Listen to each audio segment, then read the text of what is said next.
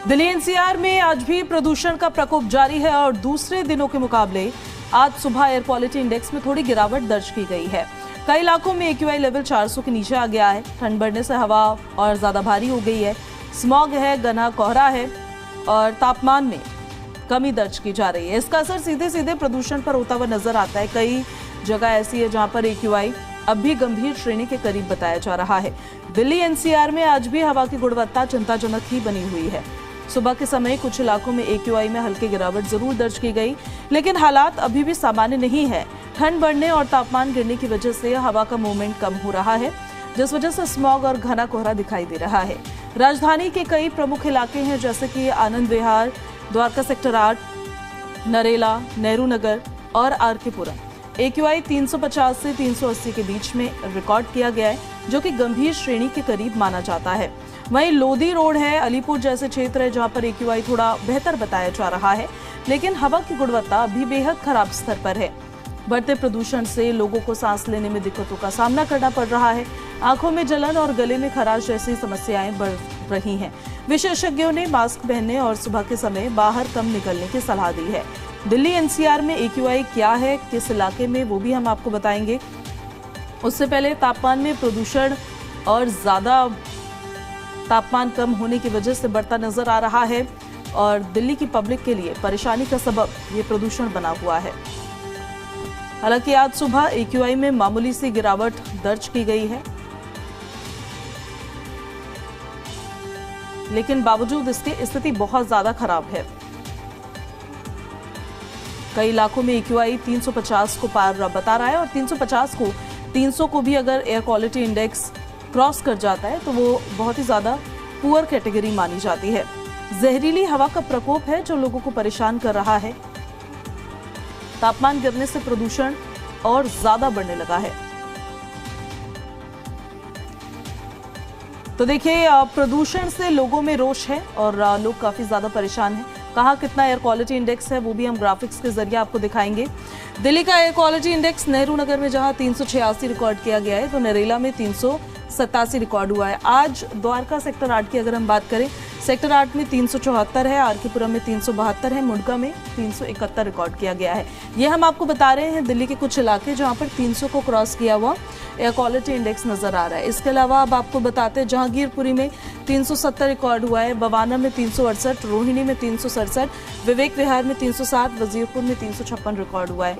300 को क्रॉस किया हुआ एयर क्वालिटी इंडेक्स बहुत ही ज्यादा पुअर कैटेगरी वाली एयर क्वालिटी मानी जाती है, जो आपके स्वास्थ्य के लिए तो बिल्कुल भी ठीक नहीं है। तो ये जहांगीरपुरी, बवाना, रोहिणी और विवेक विहार की तस्वीर आपने देखी। वहीं अशोक विहार में देख लीजिए, यहाँ भी हालात कुछ बहुत ज्यादा डिफरेंट नजर नहीं आते हैं। अशोक विहार में 355 रिकॉर्ड हुआ है, बुराड़ी में 354 रिकॉर्ड हुआ है, ITO में 347 और ओखला फेज 2 में 344, पटपड़गंज में भी उतना ही एयर क्वालिटी इंडेक्स रिकॉर्ड हुआ है। 300 को क्रॉस किया हुआ एयर क्वालिटी इंडेक्स आपको गले में खराश पैदा कर सकता है, आपको आंखों में समस्याएं हो सकती है, कंजक्टिवाइटिस जैसी प्रॉब्लम्स लोगों को फेस करनी पड़ती है। न सिर्फ इतनी, आंखों में रेडनेस, ड्राइनेस, ये तमाम इश्यूज फेस करने पड़ते हैं।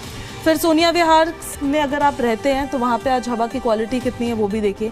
342 यहाँ रिकॉर्ड हुआ है, चांदनी चौक में 362 रिकॉर्ड हुआ है, आनंद विहार में 362 रिकॉर्ड हुआ है, विवेक विहार में 360 और नजफगढ़ में 320 एयर क्वालिटी इंडेक्स रिकॉर्ड हुआ है। अलीपुर में 329, CRRI मथुरा रोड पर 326, लोधी रोड में देखिए 313 और रोहिणी में 367 रिकॉर्ड हुआ है। ITO में 347 रिकॉर्ड हुआ है। काफ़ी स्थिति खराब है।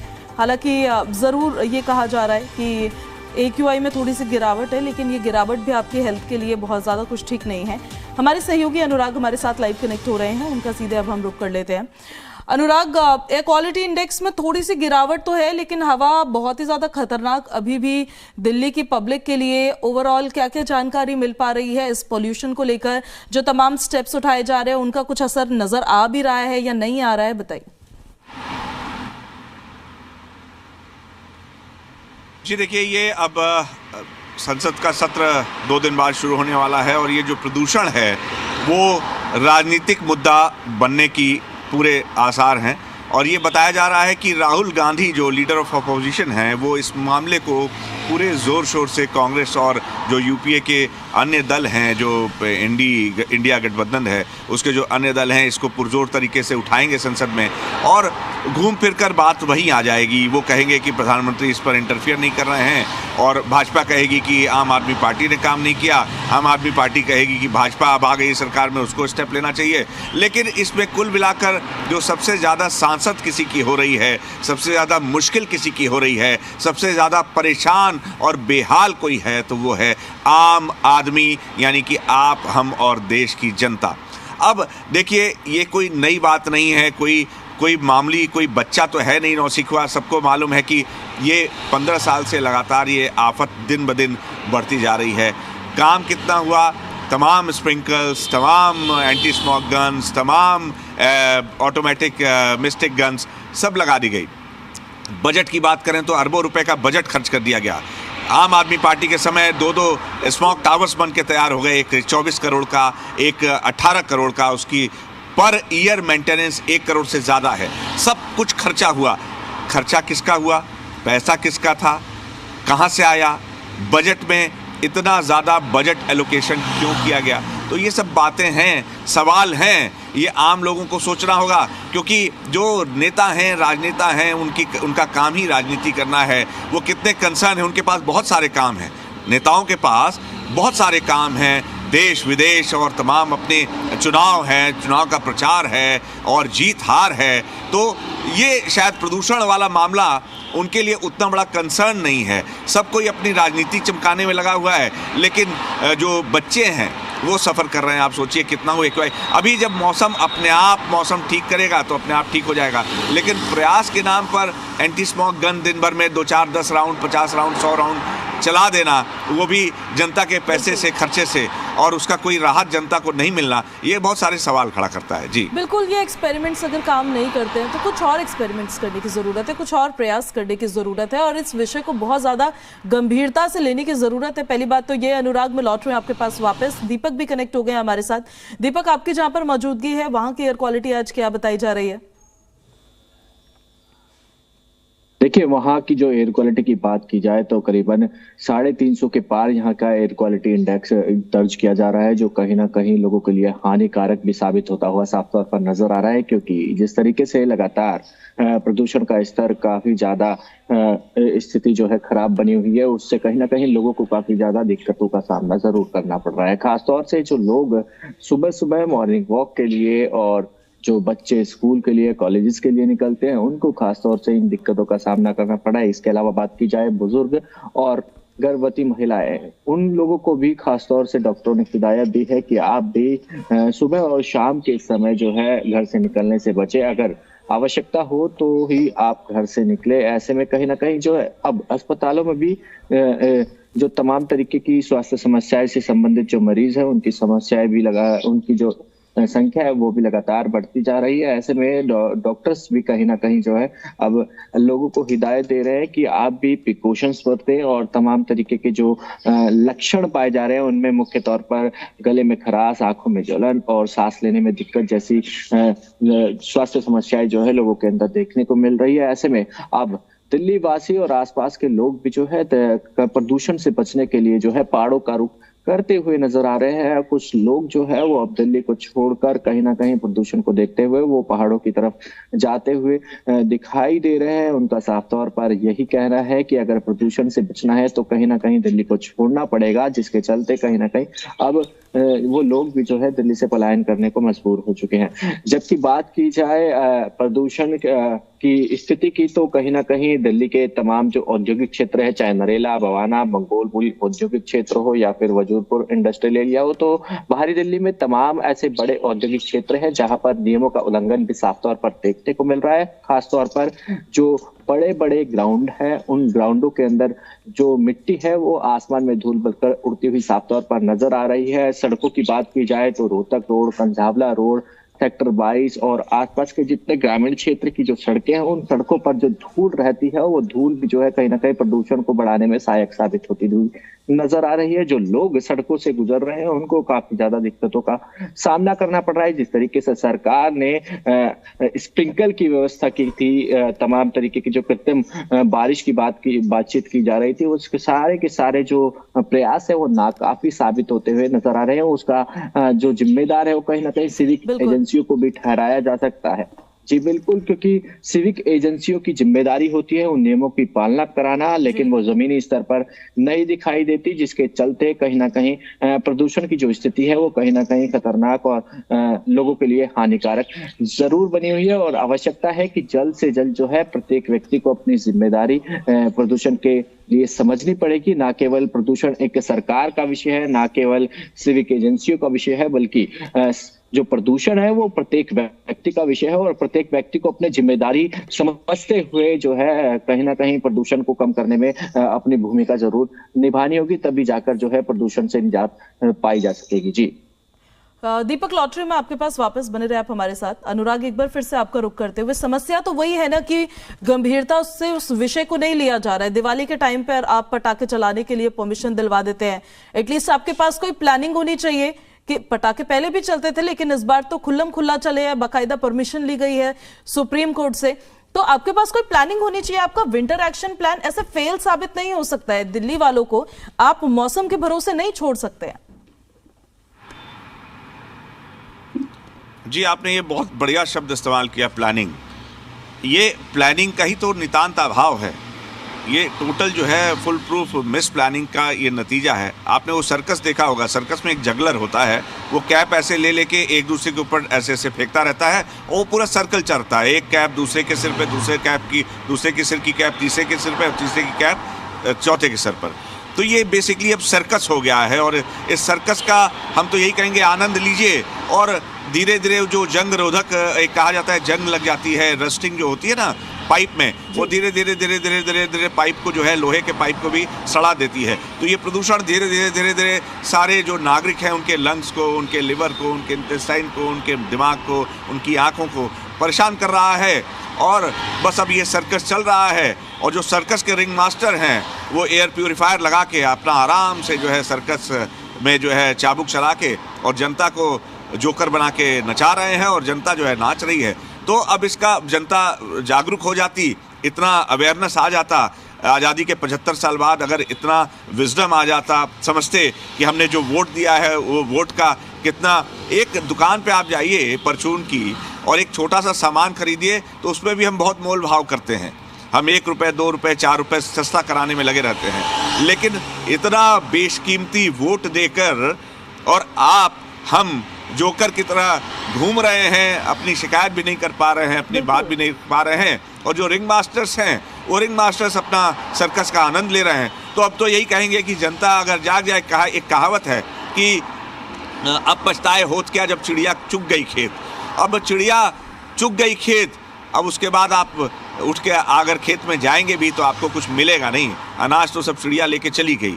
तो अब वो चिड़िया चुग रही है, हम लोग देख रहे हैं। तो मुख दर्शक बन के देखने से अच्छा है कि ये इस अपनी आवाज़ उठाएं, अपनी बात रखें, और जो न आपकी बात सुने तो उसको आपके हाथ में बहुत सारी चीज़ें हैं, लोकतंत्र है। लेकिन ठीक है, अब आनंद है, बहुत सारी चीज़ें हैं, बहुत बड़ी बड़ी बातें हैं, विदेश नीति है, राष्ट्र नीति है और तमाम संपर्क है, तमाम लोगों के स्वागत करने हैं। तो सारे नेता एक दूसरे पर, राहुल गांधी क्वेश्चन उठाएंगे, प्रधानमंत्री नहीं आ रहे हैं, बीजेपी कहेगी कि आम आदमी पार्टी ने 10 साल काम नहीं किया। अरे भाई, आप सवाल ये है कि ये इस समय किसने काम किया नहीं किया ये नहीं है, आपको ज़मीन पर उतरकर जनता जनार्दन की सेवा करनी है। सही बात। और जनता जनार्दन की सेवा के लिए कुछ कड़े स्टेप्स लेने हैं और जनता को भी चाहिए कि सिर्फ नेताओं पर ना थोप दें, कुछ अपनी भी जिम्मेदारी समझें। तो हम लोग लगातार गला फाड़ फाड़ के बोल रहे हैं कि भैया जाग जाओ, समझ जाओ, सबको वो करो, लेकिन कोई चिंता है नहीं। लेकिन इसकी सबसे खतरनाक स्थिति यह है कि धीरे धीरे जिस ढंग से लोहे को जो जंग होती है वो गला देती है, ये प्रदूषण सारे शरीर को, एवरेज एज को घटा रहा है। और इसकी कठिनाई आने वाले समय की विकराल और विकट परिस्थिति, जिससे सुरसा जैसा मुंह आके खड़ी हुई है, उसको कोई देख नहीं रहा है। तो अब जागने की, अब कब जागो नानका, अब जागन की बेर। तो सारे गुरुओं ने भी कहा कि जाग जाओ जाग जाओ जाग जाओ। हम भी आपसे कह रहे हैं, आप भी दुनिया से कह रही हैं, पूरे देश से कह रही हैं, अब नहीं जागे। अभी एक कल मामला हुआ कि डिमोलिशन पे फिर एक ऑडिट रिपोर्ट मांगी गई है। सवाल ये उठता है कि ये 6 महीने पहले क्यों नहीं मांगी गई। तो ये मौका आने पर ये सब सिर्फ अपनी चीज़ें चमकाने के लिए लोग बात करते हैं, तो उससे कोई फ़ायदा नहीं होने वाला है। फिर अभी जब पॉल्यूशन खत्म हो जाएगा, हम आप भी चुप हो जाएंगे, नेता भी चुप हो जाएंगे, फिर अगले साल वही रवैया सारे सिविक सिस्टम का और सारे सिस्टम का वही हो जाएगा, फिर वही प्रदूषण आएगा, पहले से कोई तैयारी नहीं होगी। तो ये सिलसिला रुकना चाहिए। अब तो कोई जिम्मेदारी लेने को भी राजी नहीं होता है। जो सत्ता में बैठे हैं वो जिम्मेदारी नहीं लेना चाहते, वो पिछली सरकारों पर डाल देते हैं, और विपक्ष तो खैर सरकार को आड़े हाथों लेगा ही लेगा। अनुराग, आपको बहुत शुक्रिया इन सारी जानकारियों के लिए। प्रदूषण कितनी गंभीर और विकट समस्या है उसको लेकर हम लगातार बातचीत कर रहे हैं, आपको तस्वीरें दिखा रहे हैं। दीपक हमारे साथ लगातार बने हुए हैं। दीपक, ऑन ग्राउंड देखिए, अब ग्रैफ 4 लगाने को तो राजी है नहीं सुप्रीम कोर्ट के निर्देश के बावजूद, लेकिन जितनी पाबंदियां लगाई हैं स्थानीय स्तर पर, क्या ऑन ग्राउंड वो नजर आती है, उन पाबंदियों का पालन किया जाता है? देखिए, सरकार ने प्लानिंग भी बनाई, प्लानिंग के बाद जो है उसे लागू भी किया गया, लेकिन वो जमीनी स्तर पर साफ तौर पर जो प्लानिंग है वो नदारद दिखाई देती है, और उसका साफ तौर पर जो खामियाजा है वो सिविक एजेंसियां या संबंधित विभागों को भी माना जा सकता है, क्योंकि कहीं ना कहीं वो जिम्मेदार है उस नियमों को जमीनी स्तर पर पालना कराने के लिए, जिसके चलते कहीं ना कहीं वो सिविक एजेंसियां जो है इस नियमों को पालना कराने में नाकाम साबित होती हुई दिखाई दे रही है, जिसका खामियाजा भी आपको साफ तौर पर दिल्ली की हवाओं में दिखाई दे रहा होगा। लगातार दिल्ली का प्रदूषण जो है हानिकारक बना हुआ है, लोगों के लिए काफी ज्यादा आफत बना हुआ है। और खास तौर पर बात की जाए जिस स्प्रिंकल की बात की जा रही थी, जिन के तमाम तरीके की जो पाबंदियां थी उनकी बात की जा रही थी, अगर हम दिल्ली की सीमाओं की बात की जाए, टिकरी बॉर्डर की बात की जाए या फिर सिंगू बॉर्डर की बात की जाए, ये वो बड़े बॉर्डर्स है जो दिल्ली को हरियाणा से जोड़ने का काम करते हैं। और इन बॉर्डर्स पर जो सड़कों पर धूल मिट्टी साफ तौर पर उड़ती हुई दिखाई दे रही है, वो कहीं ना कहीं प्रदूषण को बढ़ाने में तो जो है सहायक साबित होती हुई साफ तौर पर नजर आ रही है। और खासतौर से जो लोग आसपास के लोग हैं और जो वाहन चालक है उनके लिए भी काफी ज्यादा खतरनाक साबित होती हुई नजर आ रही है। इसके अलावा बात की जाए नरेला औद्योगिक क्षेत्र की, बवाना औद्योगिक क्षेत्र की, मंगोलपुरी औद्योगिक क्षेत्र की, उद्योग नगर औद्योगिक क्षेत्र की, यहाँ पर भी जो फैक्ट्रियां हैं वो नियमों की पालना ना करते हुए साफ तौर पर दिखाई दे रही है। और ऐसे में कहीं ना कहीं जिन सिविक एजेंसियों के कर्मचारियों को, अधिकारियों को मुआयना करने के लिए, जायजा लेने के लिए जमीनी स्तर पर उतरना चाहिए था, वो जमीनी स्तर पर साफ तौर पर नहीं दिखाई दे रहे, और जिसका खामियाजा और जिसका फायदा भी जो है फैक्ट्री मालिक, फैक्ट्री के कर्मचारी करते हुए साफ तौर पर नजर आ रहे हैं। और खासतौर से जो रेलवे लाइन्स है, उनके रेलवे लाइन्स के आसपास जो खुले में कूड़ा पड़ा हुआ है और उन कूड़ों में जो है आग लगा दी जाती है, वो आग जो कहीं ना कहीं धुआं बनकर आसमान में उड़ती हुई नजर आती है। तो ऐसे में कहीं ना कहीं इस तरह की जो पाबंदियां है, वो पाबंदियां जो है जमीनी स्तर पर नाकाफी साबित हो रही है, और उसका जिम्मेदार कहीं ना कहीं संबंधित विभाग के साथ साथ जो है सिविक एजेंसियों को और सरकार को भी जरूर ठहराया जा सकता है, क्योंकि सरकार जो एक्शन प्लान तैयार तो कर रही है, वो एक्शन प्लान जमीनी स्तर पर कितना लागू किया जा रहा है, कितना लागू कराया जा रहा है, इसको लेकर कोई चिंता जो है सरकार खास तौर से करती हुई नहीं दिखाई दे रही, जिसका खामियाजा भी दिल्ली वासियों को झेलना पड़ रहा है। तो ऐसे में ये जरूर कहा जा सकता है कि सरकार को जिस तरीके से प्लान तैयार करना चाहिए था, समय रहते ही जिस तरीके की तैयारियां करनी चाहिए थी, वो समय के बाद वो तैयारियां हुई, और तैयारियां होने के बाद वो भी जमीनी स्तर पर उस तरीके से लागू होती हुई साफ तौर पर नहीं दिखाई दे रही। तो कहीं ना कहीं इस तरीके का जो खामियां है वो कहीं ना कहीं प्रदूषण को बढ़ाने में जो है सहायक साबित होती हुई नजर आ रही है। अगली बात की जाए आने वाले शादियों के सीजन की, तो जो शादी के सीजन है वो लगातार चल रहे हैं, और इन शादियों के सीजनों में जो है आतिशबाजी भी जमकर देखने को मिल रही है। कहीं ना कहीं जिस तरीके से दिवाली पर आतिशबाजी हुई और आतिशबाजी के बाद जो है छठ पूजा आई, छठ पूजा पर भी आतिशबाजी देखने को मिली, और अब धीरे धीरे जिस तरीके से शादियों का बिल्कुल, अगर आप परमिशन भी इसके दे रहे हैं तो आपको उसके हिसाब से प्लान तैयार करना होगा, ताकि आगे चलकर समस्याओं से जूझना ना पड़े लोगों को, पब्लिक को परेशान ना होना पड़े। ठीक कह रहे हैं आप दीपक, आपका बहुत शुक्रिया इन सारी जानकारियों के लिए। जहरीली हवा है, प्रकोप बरकरार है। 4 तस्वीरें हम आपको जरा दिखाते हैं, आपकी स्क्रीन पर फ्लैश करते हैं। ये अलग अलग जगहों से सामने आई है। आज हवा की क्या क्वालिटी विजिबल है, ये तो आंखों से दिखने वाली स्थिति है। अक्षरधाम की तस्वीरें देख लीजिए, आपको दूर तक कुछ नजर नहीं आने वाला, सब कुछ धुंधला गया है। दिल्ली की तस्वीरें हम आपको दिखा रहे हैं। दिल्ली में देखिए क्या हाल आज नजर आ रहे हैं, पोल्स नहीं नजर आएंगे आपको। ये सिर्फ फॉग नहीं है, ये स्मॉग है। और यहाँ ITO की भी तस्वीरें हम आपको दिखाते हैं, सबसे व्यस्ततम चौराहा होता है ये। यहाँ की हालात ज़रा आप देख लीजिए। अमूमन लोग देखेंगे सोचेंगे ठंड का मौसम है तो फॉग होगा, बट इसमें प्रदूषित तत्व मिले हुए हैं। दूसरी तरफ दिल्ली की रात की भी तस्वीरें हम आपको दिखाते हैं, शाम तक की तस्वीरें हैं, कुछ सुबह की तस्वीरें हैं, कुछ शाम की तस्वीरें हैं। और सुबह के वक्त में, शाम के वक्त में प्रदूषण की स्थिति थोड़ी ज़्यादा खराब हो जाती है, क्योंकि उस दौरान तापमान कम होता हुआ नजर आता है। तो ये दिल्ली के अलग अलग इलाकों की तस्वीरें आप देख रहे हैं। आनंद विहार की तस्वीर भी देख लीजिए, क्या हाल वहां पर नजर है।